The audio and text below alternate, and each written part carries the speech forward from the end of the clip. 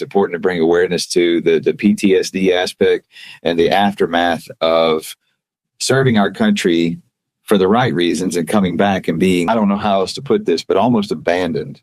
Abandoned by the military, abandoned by society, and just completely misunderstood and seemingly uncared for when you've sacrificed your entire life. Even though you lived, you sacrificed your life and your mental well-being and everything in service of these people who seem to just don't care and don't understand. So part of the fight is dealing with the calm afterwards. We're taught how to handle the chaos, how to handle the, if this happens, how do we respond? And there's no, American Sniper was a really good portrayal of what that looks like coming home, where he's sitting in front of the TV and it sounds like he's watching a war movie, but there's nothing on the TV. And dealing with stuff like that and dealing with the emotions and the processing of it afterwards is the hard part. That's why many of them turn to alcohol, to different kinds of drugs or things just to get them through the day. But for the most part, it's a difficult process to get the help you need.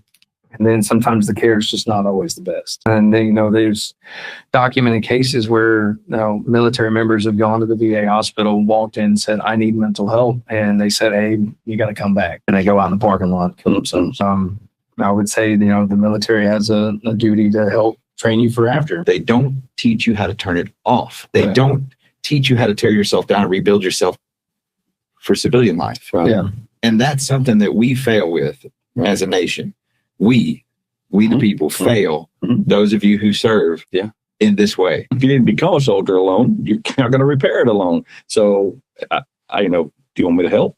And they're like, that's when you just say little logic things and they're like, yes. And then, boy, the ball starts rolling.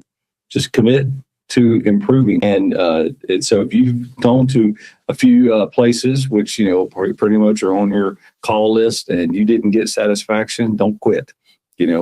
Reach out to any one of us, and we will keep things moving in the positive direction, because that first stop is not your last stop. Yeah. And never rest in a sense of hopelessness. So the reason I say all that is not to just praise Aaron, but you deserve it, but to also to illustrate that there's hope. And all of those, the mental, spiritual, and physical aspects, he has learned how to compartmentalize and reinvent himself to make them work for him instead of against him.